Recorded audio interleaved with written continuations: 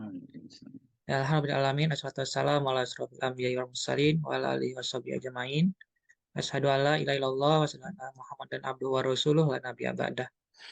Ya alhamdulillahirabbil alamin. Bapak Ibu yang dirahmati Allah, pada malam hari ini pertemuan keempat ya dengan materi hukum waris dalam Islam. Alhamdulillah Allah masih memperkenankan kita, memberikan kita kesehatan, kekuatan dan fokus untuk menuntut ilmu di malam hari ini. Semoga dan tidak lupa pula kita curahkan selawat burung salam pada Nabi Muhammad SAW. Allahumma sholli ala Muhammad wa ala ali Muhammad. Baik Bapak Ibu yang dirahmati Allah, sebelum kita mulai materi pada malam hari ini, alangkah baiknya kita buka dengan lafaz basmalah. Bismillahirrahmanirrahim. Ya alhamdulillah, sebelumnya kita sudah mendapatkan berbagai banyak materi dari Ustadz Ibrahim Zubair, mulai dari pengenalan terkait mawaris di pertemuan pertama, kemudian pertemuan kedua itu menentukan ahli waris itu siapa saja, dan pekan yang ketiga pekan lalu ya terkait besaran bagian dari masing-masing ahli waris. Nah, dan malam hari ini sepertinya kita melanjuti materi pekan lalu Ustadz ya, karena belum selesai kemarin bagian-bagiannya Ustadz ya. Ya, baik. Mungkin saya langsung serahkan kepada Ustaz Ibrahim Zubair untuk memulai materinya. Kepada Ustaz kami persilakan. Bismillahirrahmanirrahim. Assalamualaikum warahmatullahi wabarakatuh. Waalaikumsalam warahmatullahi wabarakatuh. Alhamdulillah wassalatu wassalamu ala Rasulillah wa ala alihi washabihi wa man wala. Alhamdulillah, disyukur kehadirat Allah atas segala karunia-Nya kita bisa kembali bertemu. Dan tak lupa kita sampaikan salawat kita dan salam kita kepada baginda kita Nabi Muhammad SAW, yang atas jeripayahnya kita bisa merasakan indahnya Islam ini. Sebagaimana ilmu yang lain, materi satu dengan yang lainnya itu berkesinambungan, ada keterkaitan dan ada pengaruh. Maka sama juga ilmu mawaris, dari materi yang pertama saya sampaikan tentang pengantar ilmu waris, tentang pengenalan apa itu ilmu waris dan juga syarat, rukun dan lain sebagainya. Kemudian materi tentang mengetahui siapa saja ahli waris dengan 6 langkah. Kemudian mengetahui bagian-bagian ahli waris dengan 6 langkah. Kemudian kemarin kita sedikit membahas tentang syarat-syarat ahli waris. Nah, itu semua berkesinambungan. Maka idealnya adalah supaya tidak meloncat belajarnya, tetapi mengulang kembali dari awal gitu ya. Kalau bagi yang belum ikut dari awal. Oke, tapi kita akan berusaha untuk memurojaah sedikit sebelum kita melanjutkan materi yang kemarin. Langsung saja. Kita mulai dari langkah-langkah untuk mengetahui siapa saja ahli waris.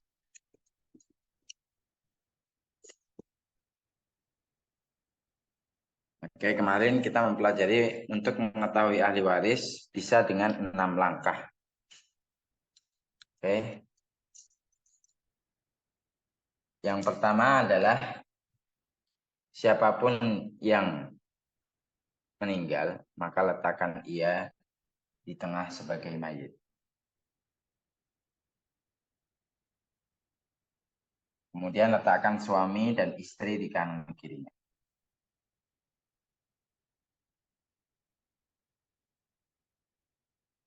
Itu langkah pertama. Oke. Kelihatan ya. Kemudian langkah kedua adalah letakkan 4 orang ahli waris sebagai keturunan di bawah mayit. Siapa saja 4 orang itu? 1 ada anak laki-laki, 2 anak perempuan, 3 cucu laki-laki dari anak laki-laki, 4 cucu perempuan dari anak laki-laki. Itu langkah kedua. Langkah ketiga adalah letakkan 5 orang di atas mayit sebagai asal. Siapa saja? Ada bapak, ada ibu, ada kakek dari bapak,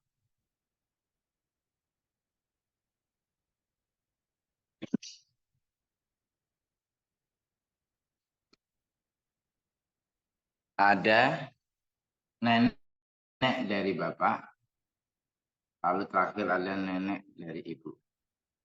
Kenapa kakek dari ibu tidak termasuk ahli waris? Karena jalur dia menuju mayit melewati perempuan, yaitu ibu. Maka dia tidak menjadi ahli waris.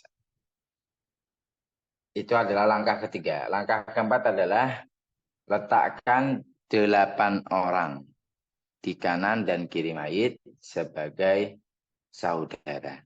Saudara itu ada 3. Saudara sekandung, saudara sebapak, dan saudara seibu.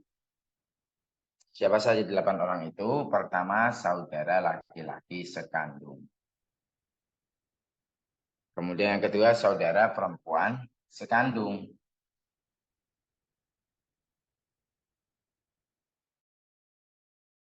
Yang ketiga adalah saudara laki-laki sebapak. Yang keempat, saudara perempuan sebapak. Oke. Yang kelima adalah anak laki-laki dari saudara laki-laki sekandung. Yang keenam adalah anak laki-laki dari saudara laki-laki sebapak. Di sini kita tahu bahwasanya dari kategori saudara yang menjadi ahli waris dari sisi anak hanyalah anak laki-laki, tidak ada anak perempuan. Dan anak laki-lakinya juga hanya dari saudara laki-laki, tidak ada dari saudara perempuan. Nah, itu perlu digarisbawahi. Makanya kalau ada seseorang meninggal, keponakan yang menjadi ahli waris adalah keponakan dari saudara laki-laki saja. Itu pun keponakan laki-laki saja, tidak ada keponakan perempuan. Itu ahli waris yang asli ya. Kita tidak bicara tentang kerabat-kerabat yang lain bagaimana menyikapinya. Itu ada 6. Berarti 2 lagi di mana? Kita bilang 8. 2 lagi ada di kiri mayit, yaitu saudara laki-laki atau perempuan seibu. Oke. Saya coba nyalain dulu.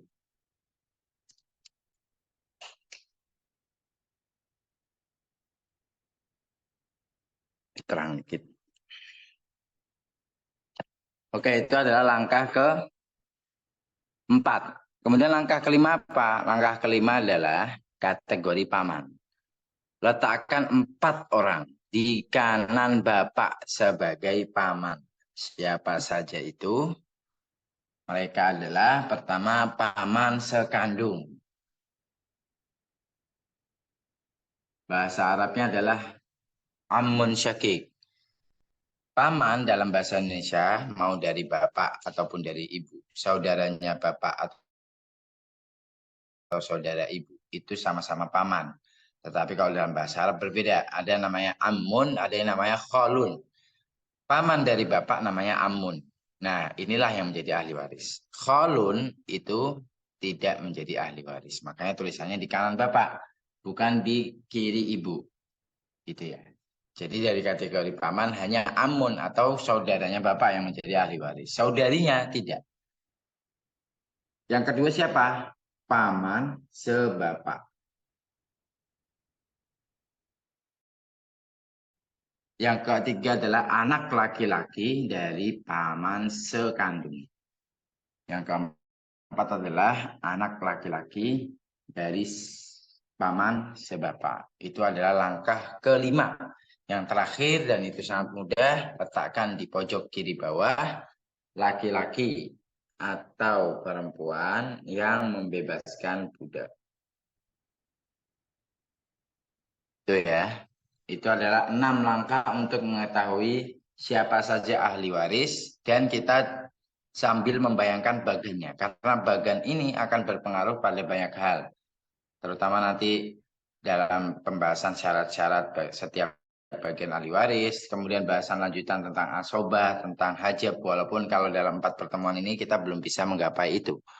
Itu bagian ini sangat berpengaruh untuk membentuk mind mapping atau pola pikir kita. Itu adalah materi kita di hari kedua, yaitu 6 langkah untuk mengetahui siapa saja ahli waris. Dari sini kita tahu bahwa ahli waris laki-laki itu secara rinci ada 15 orang, sedangkan perempuan ada 10 orang. Gitu ya. Kita lanjut ke pembahasan selanjutnya, murojaah pembahasan selanjutnya, yaitu kita belajar tentang 6 langkah untuk mengetahui bagian-bagian setiap ahli waris secara umum. Bagaimana langkahnya? Langkah pertama, berikan suami jatah setengah.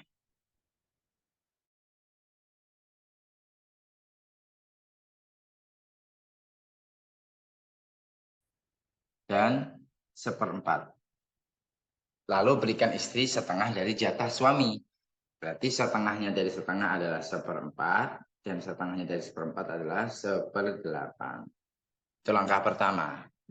Langkah kedua, ini saya belum memberikan ini ya secara tertulis ke Pak Nofri ya. Nanti minta tolong diingatkan ya Pak Nofri, nanti mungkin langkah-langkah inilah secara tulisan. Ini kan saya sampaikan secara verbal. Tadi yang pertama adalah berikan suami setengah dan seperempat, lalu berikan istri setengah dari bagian suami, yaitu seperempat dan 1/8. Yang langkah kedua adalah semua ahli waris laki-laki, kecuali suami dan saudara laki-laki seibu, berikan jatah asobah. Siapa saja ada anak laki-laki,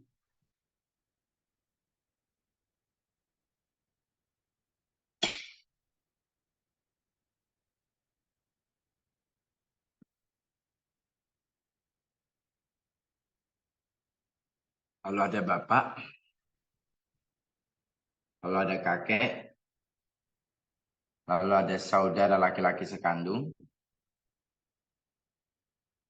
lalu ada saudara laki-laki sebapak, lalu ada anak laki-laki dari saudara laki-laki sekandung, lalu ada anak laki-laki dari saudara laki-laki sebapak, lalu ada paman sekandung, ada paman sebapak, lalu ada anak laki-laki dari paman sekandung, ada anak laki-laki dari paman sebapak. Terakhir adalah ada laki-laki atau perempuan yang membebaskan budak juga mendapatkan asob. Apa langkah kedua? Berikan kepada semua ahli waris laki-laki jatah asobah, kecuali suami dan saudara laki-laki seibu. Itu langkah kedua. Langkah ketiga adalah berikan kepada ahli waris perempuan yang ada di bawah mayit dan di kanan mayit jatah setengah dan 2/3. Siapa saja, yaitu anak perempuan. Berikan jatah setengah dan 2/3. Siapa lagi ya? Perempuan yang di bawah mayit, ada cucu perempuan. Setengah dan 2/3.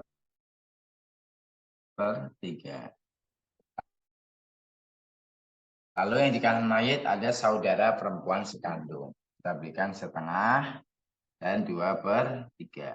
Lalu ada siapa lagi di kanan mayit? Ada saudara perempuan sebapak, yaitu ya, kita berikan setengah dan 2/3. Belum selesai langkah ini. khusus untuk yang paling bawah dan yang paling kanan, kita tambahkan jatah 1/6. Siapa yang paling bawah? Yaitu cucu perempuan.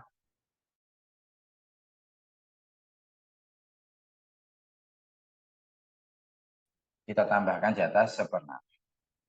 Lalu saudara adalah yang paling kanan. Kita berikan jatah 1/6. Tambahan 1/6. Nah, itu adalah langkah ketiga.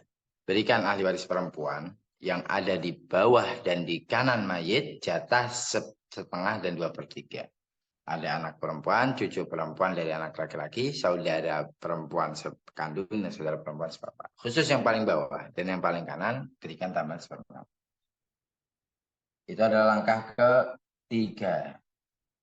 Langkah keempat adalah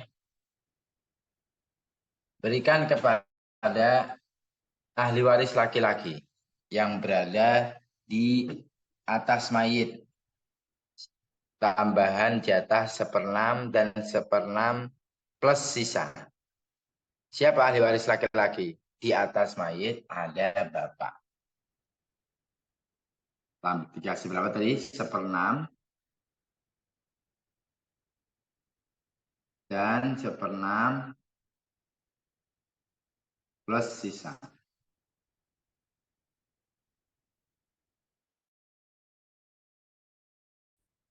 Nanti kita jelaskan. Maksudnya dari 1/6 plus sisa itu apa? Oke. Kemudian siapa lagi laki-laki yang ada di atas mayit? Ada kakek 1/6 dan 1/6 plus sisa.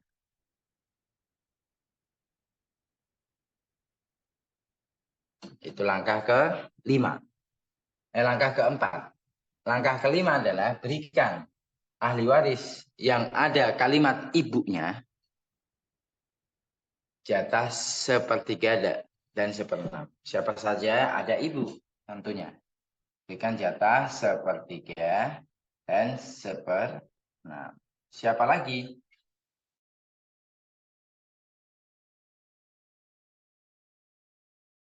Ada saudara laki-laki atau perempuan seibu. 1/3 dan 1/6. Oke. Itu adalah langkah kelima. Langkah keenam adalah nenek berkongsi mendapatkan 1/6.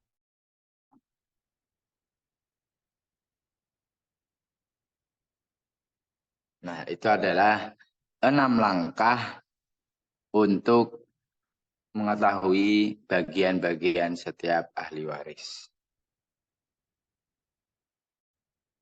Itu adalah materi hari kedua dan ditambah beberapa persyaratan dari beberapa ahli waris. Nah, kita merujuk lagi langsung untuk mengetahui syarat-syarat setiap bagian ahli waris.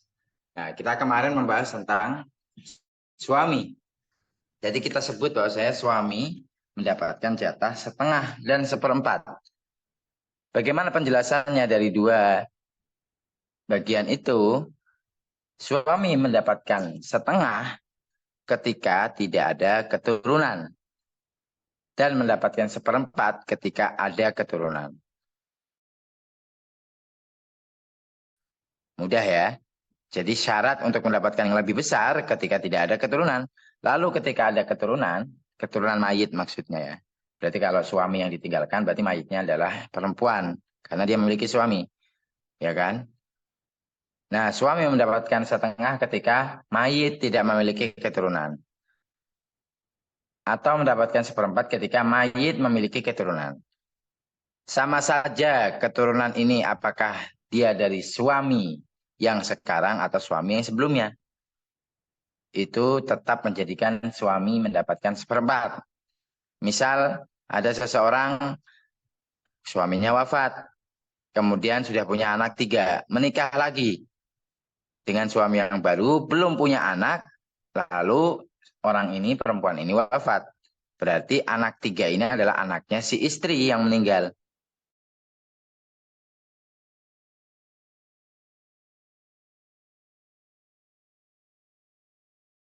Suaminya itu bukan anak suaminya, tetapi suami gitu ya.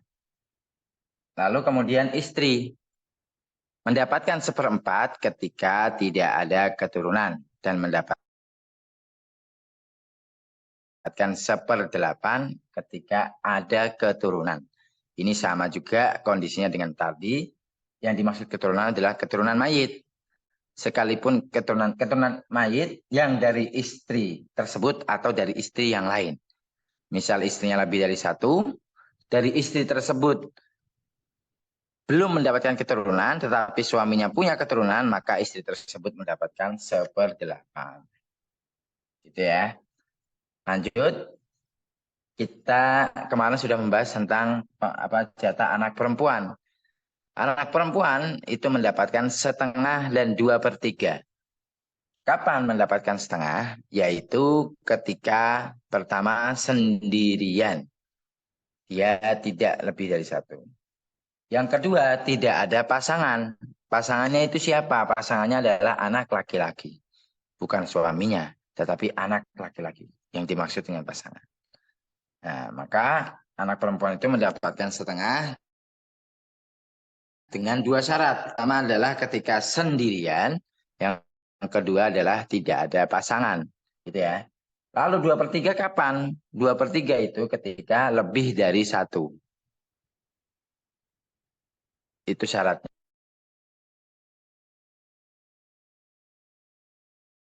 Ya, yang kedua syaratnya tidak ada pasangan.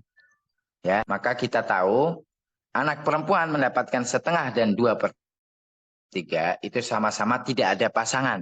Bedanya yang 1/2 ketika sendirian, 2/3 ketika lebih dari satu. Ya, itu mudahnya. Jadi kalau ada seseorang wafat meninggalkan 2 atau 3 anak perempuan, otomatis mendapatkan 2/3 jika tidak ada anak laki-laki. Oke. Kemudian kita lanjut, cucu perempuan dari anak laki-laki. Nah, itu ada alarm. Saya matiin dulu.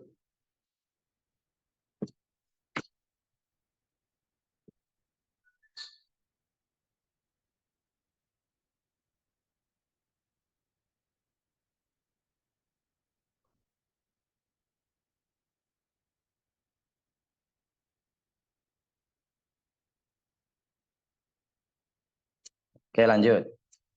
Cucu perempuan dari anak laki-laki itu mendapatkan 3 bagian.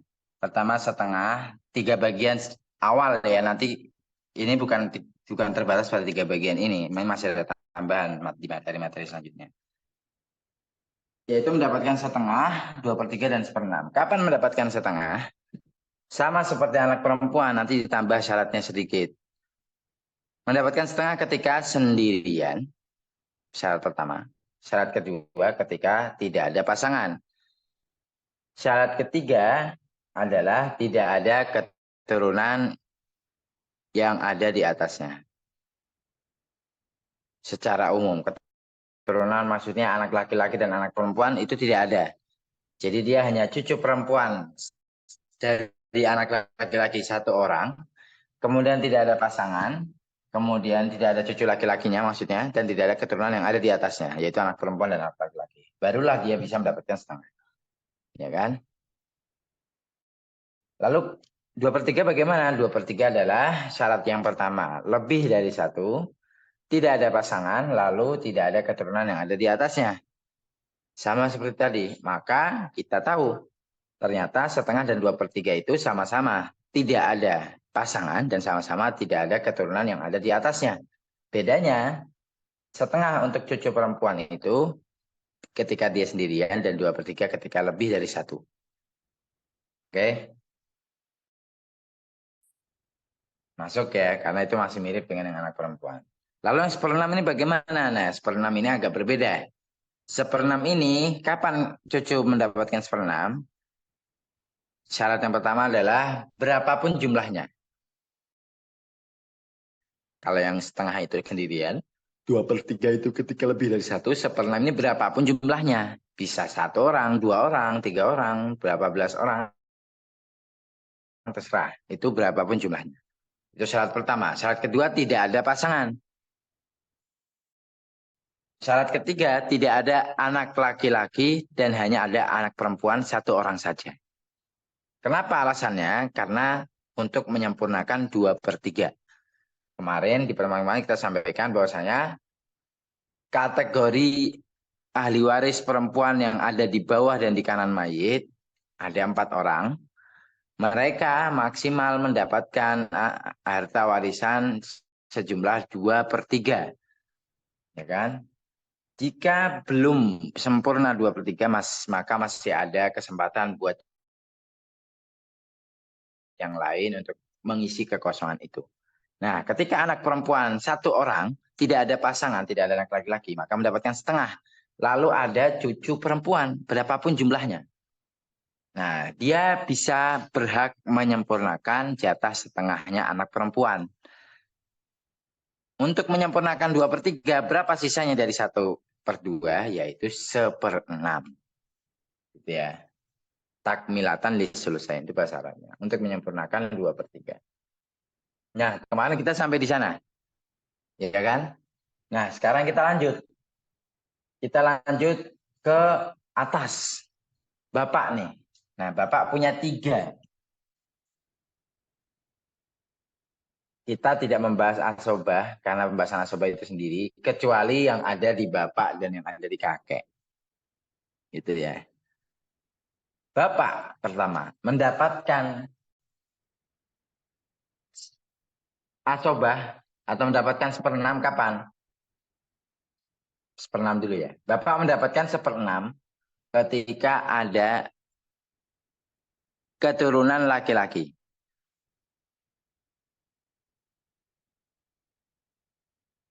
Ya kan? Atau ada keturunan laki-laki dan ada keturunan perempuan, terserah.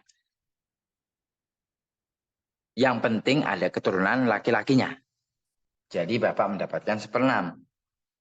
Seseorang wafat, meninggalkan Bapak dan anak laki-laki, maka Bapak mendapatkan 1/6. Oke. Seseorang wafat meninggalkan Bapak, anak laki-laki dan anak perempuan, maka Bapak mendapatkan 1/6. Karena ada anak laki-lakinya, itu yang penting. Lalu mendapatkan 1/6 plus sisa, kapan? Ketika ada keturunan perempuan. Oke, keturunan perempuan. Tidak ada keturunan laki-laki.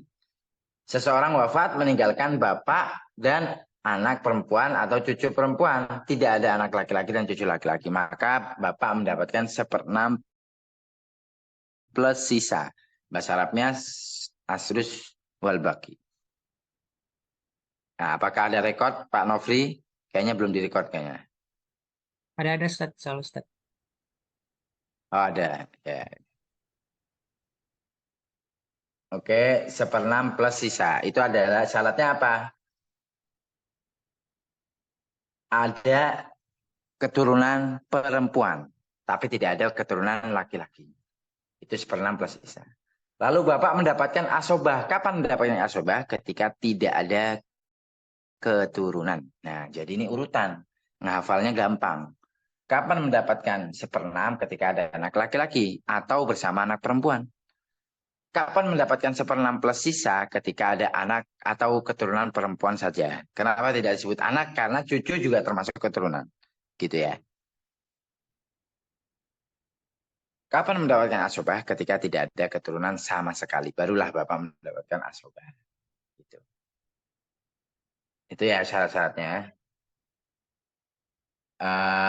Kemudian kita lanjut. Kakek. Kakek ini sama seperti Bapak. Karena dia adalah termasuk Bapak gitu kan. Banyak dalam hukum Islam itu kakek disamakan seperti Bapak. Ketika tidak ada Bapak gitu ya. Nah, sama di sini. Jatah kakek itu sama, mendapatkan 1/6. Kemudian 1/6 plus sisa dan apa namanya? Dan asobah. Ya kan? Mana nggak kelihatan ya kakek? Oke. Nih. Kapan kakek mendapatkan 1/6? Nah, semua ini 1/6, 1/6 plus sisa dan asobah itu syaratnya sama dengan syarat-syarat bagian Bapak. Ditambah 1, yaitu tidak ada Bapak. Nah, maksudnya bagaimana? Nah, kakek mendapatkan 1/6 ketika ada keturunan laki-laki dan tidak ada bapak. Karena kalau ada bapak, maka kakek terhalang. Kakek tidak dapat warisan dari mayit, tetapi nanti mendapatkan warisan dari bapak apabila bapak meninggal duluan. Gitu. Oke, jadi mendapatkan 1/6 ketika ada keturunan laki-laki dan tidak ada bapak. Lalu mendapatkan 1/6 plus sisa itu ketika ada keturunan perempuan dan tidak ada bapak. Nah, kemudian mendapatkan asobah ketika tidak ada keturunan sama sekali dan tidak ada bapak, barulah mendapatkan asobah. Nah, kita tahu ternyata semua syaratnya tidak ada bapak dan sama seperti syarat-syarat yang ada di bapak. Oke. Nah, itu adalah bapak dan kakek. Nah, kita lanjut. Ibu. Ibu mendapatkan 1/3 kapan? Ketika tidak ada keturunan dan tidak ada saudara lebih dari satu. Kita bilang tadi kategori saudara itu yang menjadi ahli waris ada 8 orang. Nah, 8 orang itu ketika mayit wafat, mayit tidak memiliki saudara lebih dari satu. Maka ibu berhak mendapatkan jatah 1/3.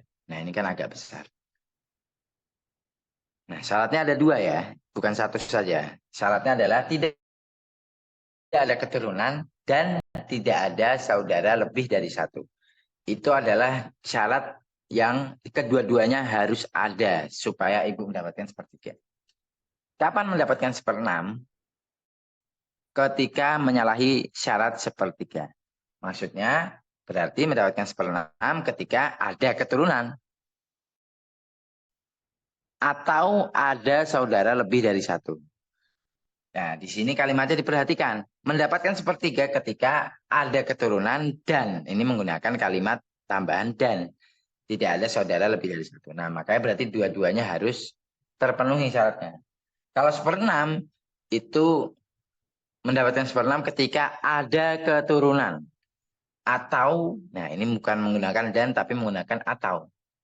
Atau ada saudara lebih dari satu. Maka ibu mendapatkan 1/6 walaupun hanya ada keturunan. Tetapi tidak ada saudara lebih dari satu, tetap mendapatkan 1/6. Atau tidak ada keturunan nih. Berarti berpotensi mendapatkan 1/3. Ternyata walaupun tidak ada keturunan. Gitu ya. Oke, itu adalah ibu. Kemudian terakhir ada nenek. Nenek mendapatkan 1/6. Kapan nenek mendapatkan 1/6? Ini ada rinciannya. Rinciannya apa? Nenek yang dari bapak mendapatkan 1/6 ketika tidak ada bapak dan tidak ada ibu. Ya kan? Nenek yang dari ibu nenek yang dari ibu berhak mendapatkan 1/6 ketika tidak ada ibu. Nah, nenek yang dari ibu walaupun ada bapak tidak ada ibu tetap mendapatkan 1/6. Gitu ya. Itu syaratnya.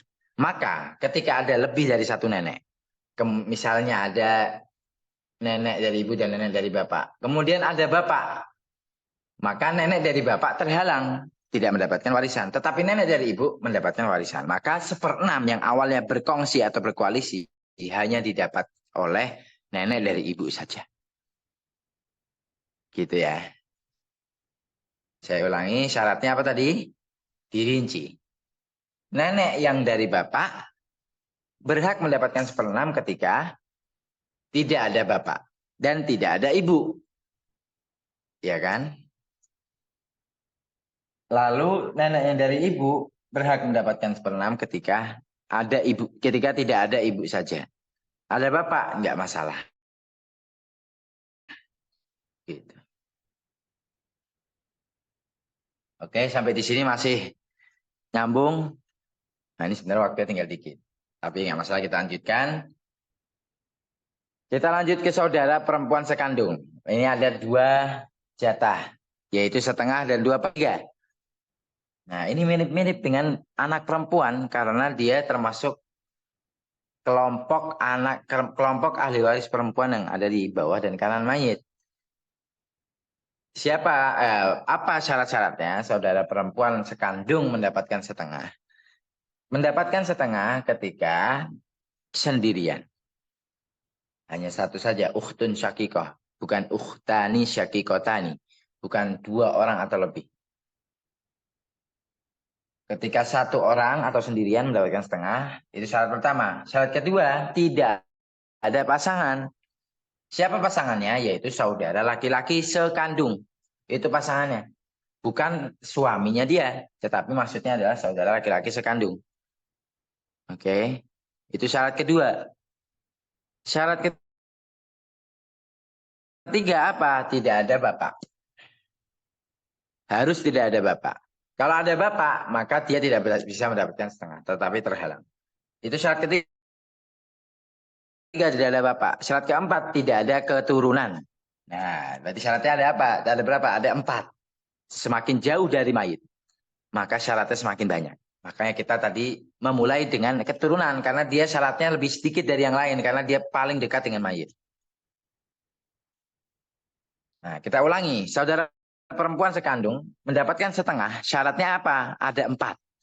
Yang pertama, ketika sendirian.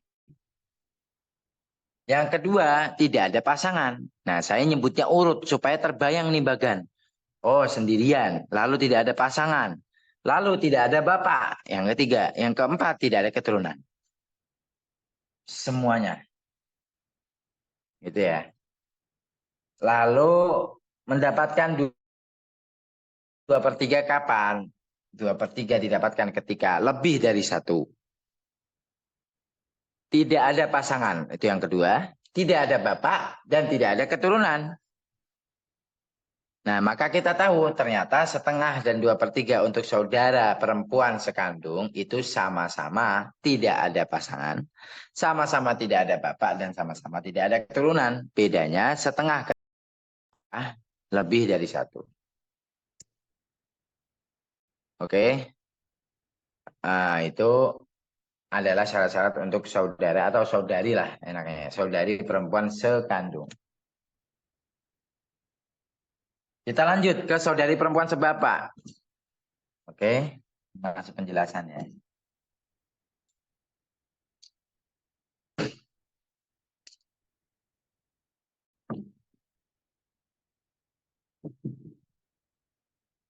Saudari perempuan sebapak itu mendapatkan jatah berapa?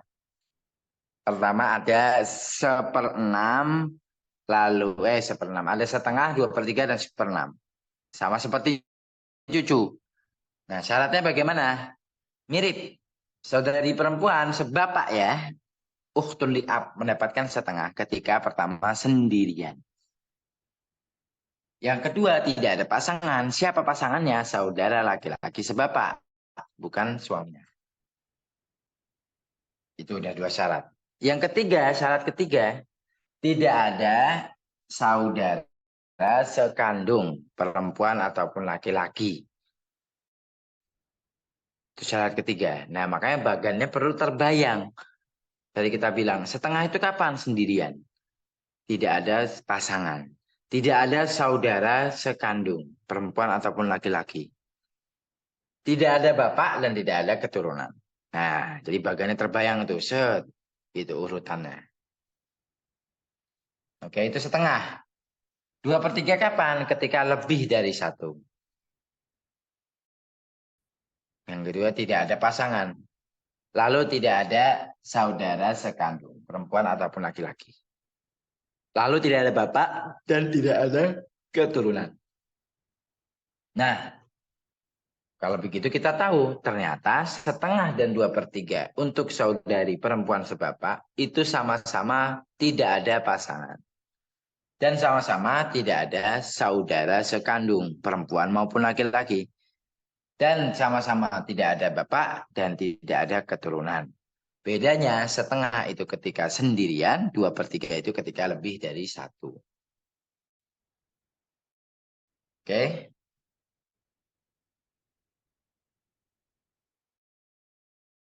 Lalu seperenam. Kapan saudari seperempuan sebapak mendapatkan seperenam? Ketika berapapun jumlahnya. Boleh sendirian dan boleh lebih dari satu. Berapapun jumlahnya. Syarat pertama. Syarat kedua, tidak ada pasangan. Oke. Syarat ketiga, tidak ada saudara laki-laki sekandung. Tetapi ada saudari perempuan sekandung satu orang saja. Kenapa? Takmilatan lisulsen. Sama seperti cucu tadi. Bahwa orang ahli waris perempuan yang ada, yang mendapatkan setengah dan 2/3, itu maksimal mendapatkan 2/3. Apabila ada orang atau ahli waris yang mendapatkan setengah dari kategori tersebut, maka masih bisa disempurnakan menuju 2/3. Maka saudari perempuan sebapak bisa mendapatkan 1/6, yaitu sisa dari atau selisih dari 2/3 ke setengah. Itu ya. Berarti tidak ada saudara laki-laki sekandung, tetapi ada saudari perempuan sekandung satu orang saja untuk mendapatkan setengah. Lalu tidak ada bapak dan tidak ada keturunan. Nah, ini adalah syarat yang paling panjang. 1/6 ya. Tidak ada apa? Berapa syaratnya? Berapapun jumlahnya. Tidak ada pasangan. Tidak ada saudara laki-laki sekandung. Ada saudari perempuan sekandung satu orang saja. Lalu tidak ada bapak dan tidak ada keturunan. Itu adalah syarat-syarat untuk bagian-bagian yang didapatkan saudari perempuan sebapak. Terakhir. Ya kan, nanti habis ini pertanyaan atau praktek lah. Kita sebentar ya beberapa contoh soal gitu kan. Saudara laki-laki atau perempuan seibu. Nah, kita sampaikan kenapa ini pakai atau, sedangkan yang di sana, yang di kanan mayit, itu dipisahkan antara laki-laki dan perempuan. Karena saudara seibu, mau laki-laki atau perempuan, dia kedudukannya sama. Tidak ada beda. Ya. Jadi laki-laki sama perempuan sama saja jatahnya. Mendapatkan berapa mereka? Mereka mendapatkan 1/3 dan 1/6. Kapan mendapatkan 1/3? Mendapatkan 1/3 ketika tidak ada keturunan. Salah. Pertama ketika, berarti 1/6 dulu ya. 1/6 itu lebih kecil dibanding 1/3. Maka 1/6, syaratnya 1/6 adalah pertama ketika mereka sendirian. Mau laki-laki ataupun perempuan. Hanya saudara laki-laki satu orang saja misalnya, seibu. Atau saudari perempuan seibu satu orang saja. Maka mendapatkan 1/6. Itu syarat pertama. Syarat kedua, tidak ada keturunan. Syarat ketiga, tidak ada asal mayit yang laki-laki. Asal itu kan berarti ada bapak, ada ibu. Ibu itu perempuan, bapak itu laki-laki. Kakek itu laki-laki, nenek itu perempuan. Maka yang menjadi syarat untuk saudara seibu adalah tidak ada asal yang laki-laki. Oke. Nah, syaratnya berapa? Syaratnya ada 3. Kita ulangi. Saudara laki-laki atau perempuan seibu mendapatkan 1/6 ketika pertama sendirian. Yang kedua, tidak ada keturunan. Yang ketiga, tidak ada asal laki-laki atau muzakkar. Oke. Itu. Kemudian mendapatkan 1/3 kapan? Ketika lebih dari satu. Bisa laki-laki dan perempuan, bisa laki-laki saja lebih dari satu, bisa perempuan saja lebih dari satu. Terserah, yang penting lebih dari satu.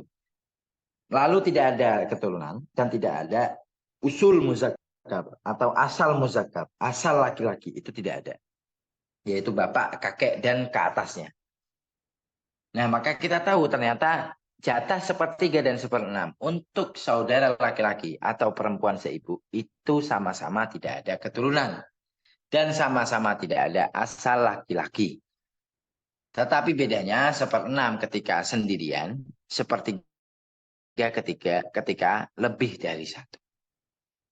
Nah, itu semua adalah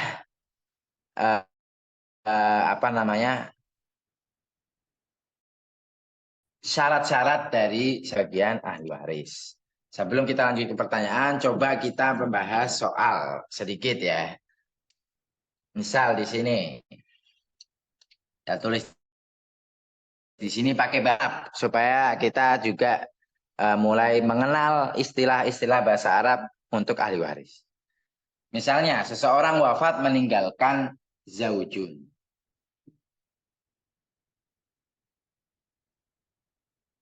Kelihatan? Kelihatan Pak Norsi? Kelihatan Ustaz. Nah, meninggalkan zaujun. Lalu meninggalkan bintun.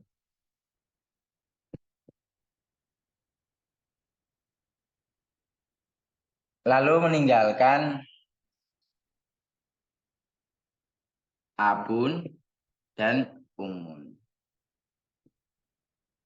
Berapa untuk zauj? Zauj itu siapa?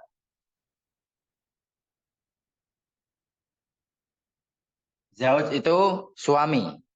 Ya. Zauj itu suami. Sedangkan istri bahasa Arabnya apa? Zaujah. Zauj, suami, mendapatkan berapa jatahnya? Ketika permasalahannya itu sejumlah ini yang wafat. Yang ditinggalkan maksudnya. Mendapatkan 1/4. Kenapa? Kita tulis pakai bahasa Arab lagi. 1/4. Kenapa 1/4? Karena ada bintun. Ada keturunan. Mau laki-laki maupun perempuan. Nah, benar. Ada keturunan. Oke. Lanjut. Itu baru zaujun. Ada bintun. Berapa bintun jatahnya?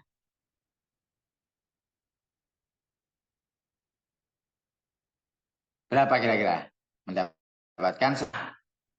Kenapa mendapatkan setengah? Pertama karena sendirian. Dan tidak ada pasangan. Nah, lalu abun mendapatkan berapa? Kita terus pakai bahasa Indonesia saja biar. Mendapatkan 1/4 dan mendapatkan setengah. Lalu abun mendapatkan berapa? 1/6. Kenapa? Benar nggak 1/6? Ini ada 3 nih jatahnya. 1/6, 1/6 plus sisa dan asobah. Nah, yang benar adalah mendapatkan 1/6 plus sisa. Kenapa? Syaratnya 1/6 plus sisa adalah ketika abun, kemudian ada keturunan perempuan saja. Mendapatkan 1/6 plus sisa. Ketika ada keturunan laki-laki, barulah 1/6 saja. Oke. Jadi ini adalah 1/6 plus sisa. Karena hanya ada keturunan perempuan. Kalau ada keturunan laki-laki, maka mendapatkan 1/6 plus sisa. Oke. Umun mendapatkan berapa? Umun mendapatkan 1/6 karena ada keturunan. Nah, itu adalah salah satu contoh aplikatif dari pelajaran yang baru kita sampaikan. Tetapi perhitungannya bukan berhenti di sini, ya. Belum selesai ini. Belum bisa dibagikan harta, oh berarti zaujun dikasih 1/4, bintun dikasih setengah, enggak semudah itu. Tidak langsung seperti itu. Oke. Contohnya misalnya kita kasih kolom satu lagi. Nah, kita cari KPK-nya dari penyebut masing-masing ahli waris. KPK-nya adalah dari 4, 2, dan 6, yaitu 12. Barulah kita bagi. 12 dibagi 1/4 adalah 3. Atau 12 dikali ya. 12 dikali 1/4 adalah 3. Atau setengahnya dari 12 itu 6. 1/6-nya dari 12 itu berapa? 2. Nah, sisanya nanti kita tunggu dulu. Apakah ada sisa? 1/6-nya dari 12 adalah 2. Kita jumlahkan. 3 ditambah 6, 9. 9 ditambah 2, 11. 11 ditambah 2, 13. Ternyata jumlahnya 13. Lalu bagaimana jika seperti ini? Maka ini disebut dengan aul. Ada persoalan aul. Nah, ini loncat sekali gitu ya. Itu adalah contoh-contoh dari pengaplikasian materi yang barusan kita dapat. Coba kita baca soal-soal atau pertanyaan-pertanyaan ya, karena sudah jam 3. Oke.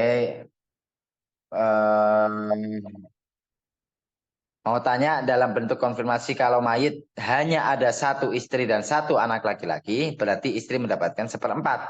Dan anak laki-laki asobah, yaitu sisanya mendapatkan 3/4. Jawabannya benar, seperti itu. Salah deh. Karena istri ketika ada keturunan, itu mendapatkan 1/8, bukan 1/4. Kalau suami mendapatkan 1/4 ketika ada keturunan. Berarti jawabannya, istri mendapatkan 1/8, anak laki-laki 1 orang mendapatkan sisanya, yaitu 7/8. Gitu. Ya, biasanya agak terkecoh dengan seperti itu. Ada keturunan dan tidak ada keturunan, apakah dia suami atau istri, dan lain sebagainya. Oke, pertanyaan selanjutnya. Misalnya ada 2 istri. Misalnya ada 2 istri.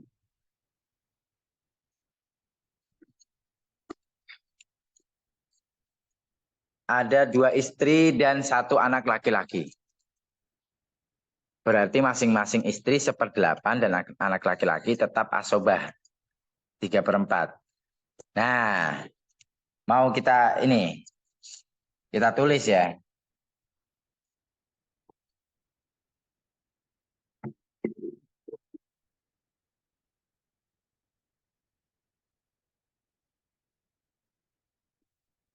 Ini di tempat kosong.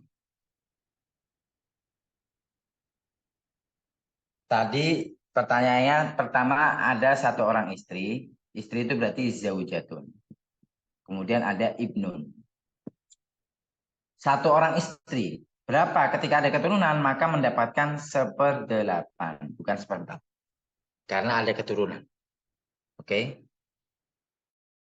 Ibnun itu mendapatkan asobah. Nah, kita ain saja. Maka di sini asal masalahnya adalah 1/8. Ada 8. Karena di sini hanya ada 8 sebagai penyebut ibnun, yaitu 7/8. Lalu tadi kasusnya ternyata ada 2 istri.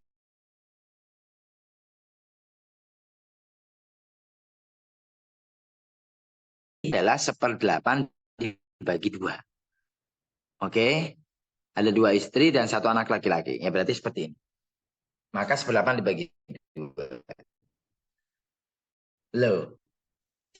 Di sini tulisannya 1. 1 bisa dibagi 2. Karena nanti akan menjadi pecahan. Ini tidak bisa pecahan. Maka harus ada, apa istilahnya dalam matematika? Ya harus ada apa namanya, perkalian supaya tidak menjadi pecahan. Maka supaya ini tidak menjadi pecahan, ini dikali 2. 8 dikali 2. Semua dikali 2 di bawah ini. Maka di sini menjadi 16. Di sini adalah 2. Di sini adalah 14. Maka jatah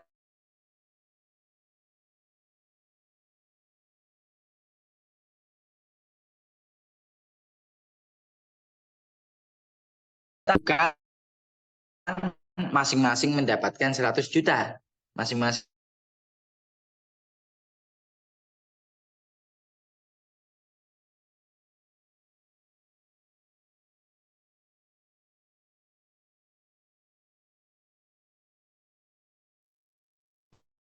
Oke, jadi Ibnun tetap mendapatkan 7/8. Itu ya jawabannya. Walaupun istrinya ada 2. Wih, ini ya tutup semua tadi obrolannya. Bisa keluar ya. Apalagi pertanyaannya Pak Nafri tadi? Setelah 2 istri.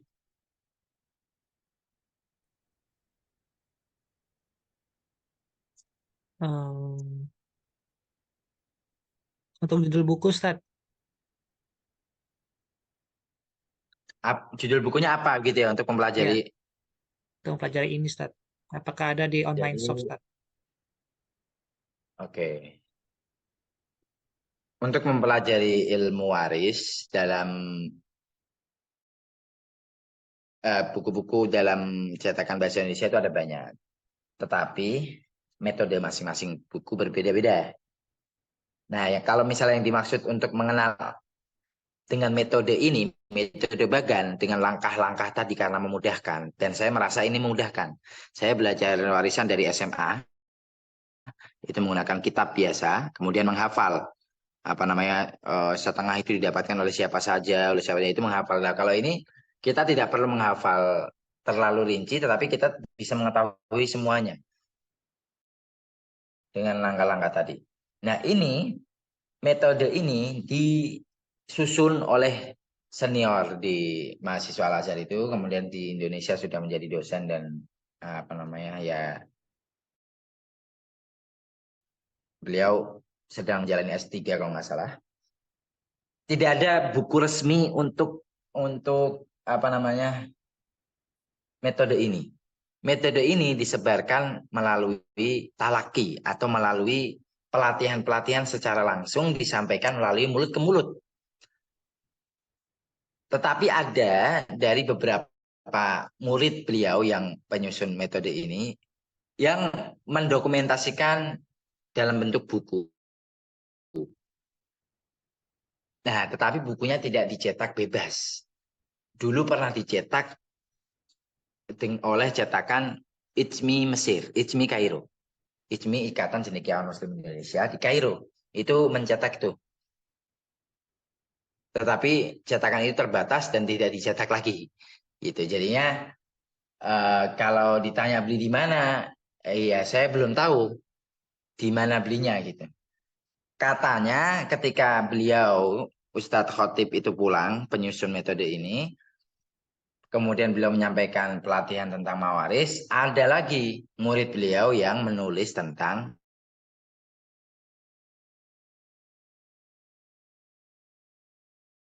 metode ini. Tetapi saya tulisan akan saya berikan. Nah, metode ini pun penyampaian berbeda-beda. Ada yang menggunakan 6 langkah, ada yang menggunakan lebih dari 6 langkah gitu kan. Jadi pengembangan masing-masing pengajar lebih enak menggunakan yang mana gitu. Itu. Jadi kalau untuk buku apa namanya? Saya tidak tahu bisa ditemukan di mana. Karena biasanya dan termasuk karakteristik metode ini adalah penyampaiannya menggunakan secara langsung dengan penjelasan, bukan dengan buku tulisan. Nah, gitu ya. Pendokumentasian metode ini sudah lama diusulkan dan memang sudah ada yang berinisiatif melakukan, tetapi tadi apa namanya ya bukan resmi dari penyusunnya langsung. Nah, karena kalau resmi dari penyusunnya langsung itu belum ada. Karena beliau katanya mau menjadikan metode apa namanya bahan metode ini secara tertulis nanti untuk disertasinya katanya. Katanya seperti itu. Oke. Ada pertanyaan lagi?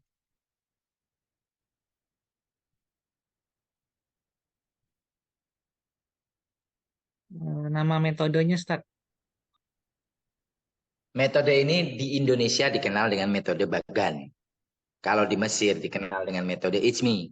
Karena ustadznya itu, senior kita itu, beliau ketika mengenalkan metode ini, beliau tergabung dalam organisasi Ijmi.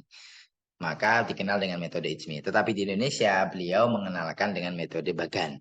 Karena kita belajar warisan dengan membayangkan Bagan. Ya, dari awal kita apa namanya membahas siapa saja ahli waris, berapa bagiannya, apa saja syaratnya, itu menggunakan Bagan. Makanya namanya metode Bagan. Gitu. Nama ini ya Ustadz Khotibul Umam. Nah, mungkin Bapak-bapak kalau misalnya mau lebih lanjut belajar dan lebih lengkap tentu saja, karena saya hanya turunannya gitu ya. itu bisa belajar langsung ke beliau. Dan beliau kadang-kadang kalau nggak salah sempat mengadakan kajian online, tetapi ya tetap tergantung beliau apakah mengadakan atau tidak. Khatibul Umam, bukan Umar. Dari Palembang.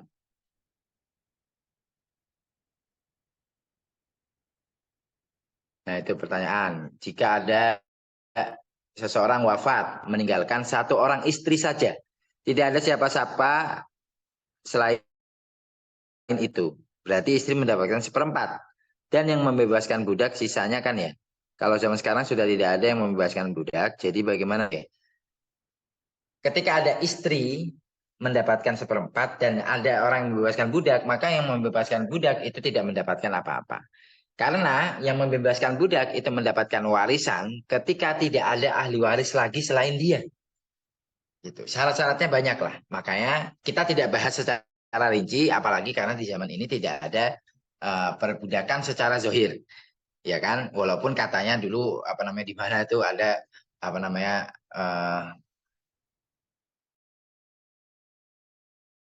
tuduhan adanya praktek perbudakan, yaitu ada beberapa orang yang dikerangkeng di bawah dan sebagainya, tetapi ya, apa namanya ya tidak tersebar luas itu praktek perbudakan itu. Maka ketika ada seorang istri, ya seorang wafat meninggalkan istri saja, maka istri mendapatkan seperempat. Sisanya kemana? Nah ini namanya adalah materi rot. Rot dan aul. Nah ini memang pembahasan selanjutnya. Jawabannya hartanya bisa kembali kepada ahli warisnya kembali. Gitu. Bagaimana jika ahli warisnya itu ada anak perempuan mendapatkan setengah dan istri mendapatkan seperdelapan. Itu juga sama. Nanti ada sisa. Sisanya kemana? Sisanya ke anak perempuan saja, tidak kepada istri. Kenapa? Karena istri mendapatkan warisan bukan karena keturunan, tetapi karena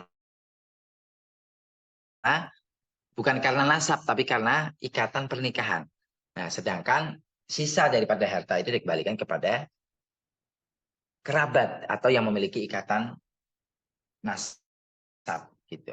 Itu rinciannya nanti sebenarnya masuk ke pembahasan aul dan rod gitu. Tapi secara umum jawabannya sisa dari harta mayit itu dikembalikan kepada ahli waris gitu ya. Dan itu ada urutannya, ada namanya kerabat. Kerabat yang bukan ahli waris namanya zawil arham.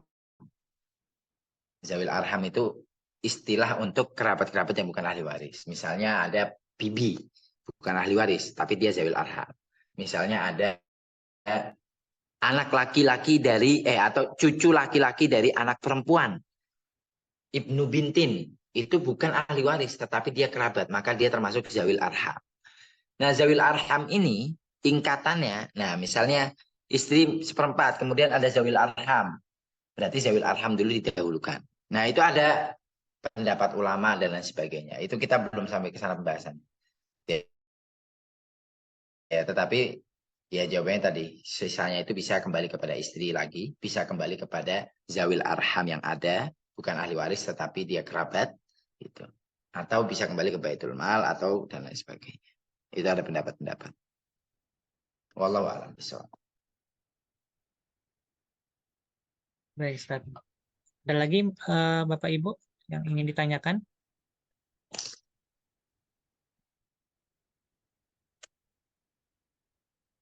Ini biasanya kalau pelatihan ini berapa kali pertemuan, Ustaz? Macam-macam. Jadi kalau di Mesir dengan istilah yang sudah dipahami, istilah-istilah bahasa Arab, di sana diadakan biasanya 8 pertemuan biasanya. Jadi yang dari kemarin kita adakan sampai hari ini itu diadakan 1 pertemuan. Kalau cukup. Kalau nggak cukup ya berarti ditambah 2 pertemuan. Biasanya itu cukup nggak cukup tergantung pesertanya. Sudah panas belum otaknya. Kalau otaknya sudah panas ya kita lanjutkan di pertemuan berikutnya. Tetapi kalau masih bisa lanjut, bisa ya berarti bisa dilanjutkan. memang di sana kelasnya dibatasi supaya efektif. Satu kelas itu 20 orang atau 25 orang maksimal. Jadi kita bisa bertanya langsung, gimana? Paham nggak? Ini sebutkan langkah ketiga, sebutkan langkah keempat. Kemudian dikasih soal, jawab, ditunjuk si A, si B, si C gitu kan. Jadi langsung dipraktek gitu kan pesertanya. Karena waktunya sendiri bisa sampai 3 sampai 4 jam gitu. Nah, di Mesir itu kayak gitu. Apa namanya? Pelajaran atau daurah itu bisa sampai 4 jam, sampai 7 jam gitu. Ya, itu tergantung orangnya kuat atau sabar atau enggak untuk menjalaninya gitu. Itu kalau di Mesir ya. Tapi itu bisa disesuaikan, bisa 15 pertemuan atau 12 pertemuan. Nah, kalau di Indonesia, Ustadz Khotibul Umam itu yang penyusun metode ini pernah apa namanya mengisi itu 20 pertemuan. Saya kurang tahu apa beliau di Yayasan Tabung Wakaf atau di mana, saya kurang tahu. Tetapi beliau adalah orang Palembang dan beliau lulusan Gontor. Saya kurang tahu yayasan beliau. Apakah beliau apa namanya? Setahu saya beliau dosen, tetapi apakah beliau punya pondok, kurang paham juga. Dan di yayasan apa saya kurang paham. Nah, kalau di Indonesia itu 20 pertemuan. Sempat saya pernah lihat beliau mengisi dalam 20 pertemuan. Apa namanya? Mengetahui ahli waris satu pertemuan. Ya kayak kita lah. Mengetahui ahli waris satu pertemuan. Mengetahui bagian-bagian ahli waris satu pertemuan. Syarat-syarat satu pertemuan gitu kan. Ya, seperti itu. Nah, kalau di Mesir kan memang apa namanya ya mungkin penyesuaian gitu kan, mengejar biasanya waktu ujian dan lain sebagainya karena ada ujiannya gitu kan. Nah, ujian mawaris ini, ilmu waris ini, ketika ada soal gitu itu 2 jam tidak cukup untuk mengerjakan kemarin. 2 jam itu pada nggak selesai soalnya karena soalnya susah gitu. Ya wallah alam. Baik, Ustaz. Baik, Bapak Ibu, ada lagi mau ditanyakan? Ya, kuncinya harus sering-sering diulang. Biasanya diulang dengan mengajar. Makanya motivasi untuk para penuntut ilmu di sana untuk bisa murojaah yang paling baik caranya ya mengajar gitu. Karena kalau mengajar kita pasti akan memurojaah dulu sebelum mengajar. Karena kalau misalnya kita belum murojaah kemudian lupa-lupa, kasihan yang diajar ya kan. Nah, itu sering-sering murojaah. Ya, apa namanya? Kata orang sih ilmu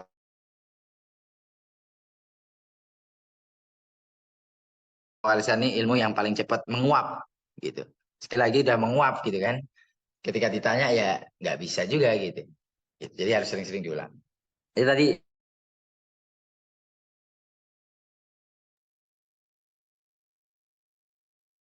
ada pertanyaan lagi satu belum saya baca. Bisa sampai menutil dari hadis banyak kali ya. Tentang hukum waris ini, kebanyakan hukumnya diambil dari Al-Quran. Ada yang diambil dari hadis, tetapi tidak banyak. Contohnya adalah nenek. Nenek ini diambil dari hadis. Yang lain itu kebanyakan diambil dari Al-Quran. Gitu. Atau tafsir dari Al-Quran ya. Misalnya Al-Quran itu secara bahasa letterlek terjemahannya seperti ini. Lalu ulama tafsir dan ulama fikih menyimpulkan hukum yang diambil dari Al-Quran tetapi tidak secara eksplisit kalimatnya tersebutkan. Jadi kalimatnya tersirat hukumnya itu ada di sana gitu. Dan makanya apa namanya pembahasan mawaris ini pembahasan yang paling sedikit perselisihan ulama di dalamnya. Karena hukumnya sudah detail dijelaskan di dalam Al-Quran. Gitu. Kalau hukum-hukum lain, misalnya hukum sholat atau apa namanya aturan-aturan sholat saja dalam Al-Quran hanya disebutkan wa aqimus sholat, tegakkanlah sholat. Lalu hadis datang untuk menjelaskan, merincikan, mendetailkan hukum-hukumnya. Kapan waktu masuknya, kemudian apa namanya gerakan-gerakan, bacaan-bacaan. Makanya banyak apa namanya mazhab-mazhab fikih itu yang berbeda pendapat tentang aturan-aturan sholat. Tetapi kalau mawaris itu sedikit perbedaannya. Hanya di masalah-masalah ijtihadi saja. Gitu. Jadi jawabannya adalah di Al-Quran banyak dan di hadis juga ada. Tetapi tetap lebih utamanya, sumber utamanya tetap lebih banyak di Al-Quran. Gitu ya.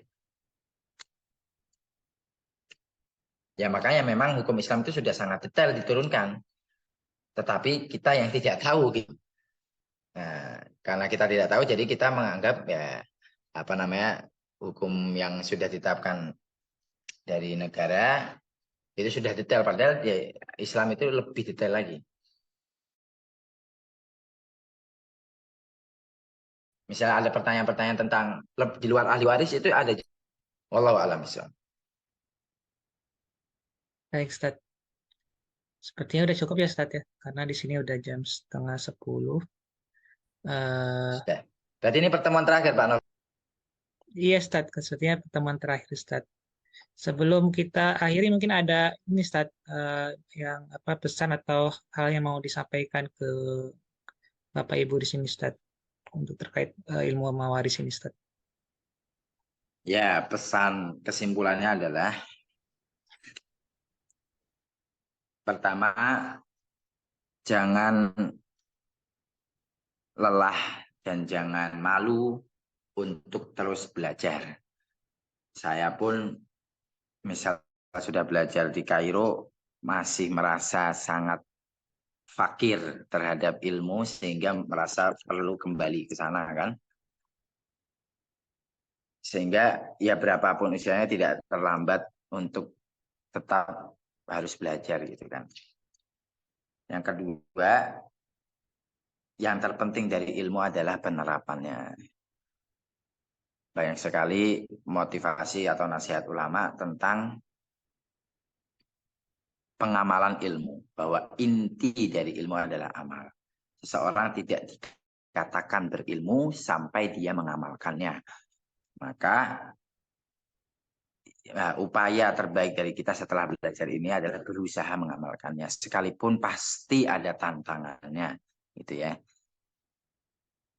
Nah, supaya tentu saja kita termasuk bagian daripada orang-orang yang taat, kemudian diberi keberkahan oleh Allah secara individu. Apalagi kalau kita berusaha untuk menyebarkannya kepada keluarga masyarakat, apalagi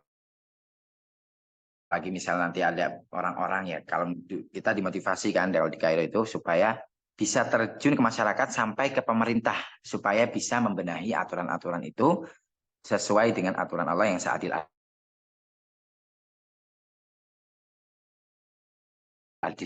gitu ya.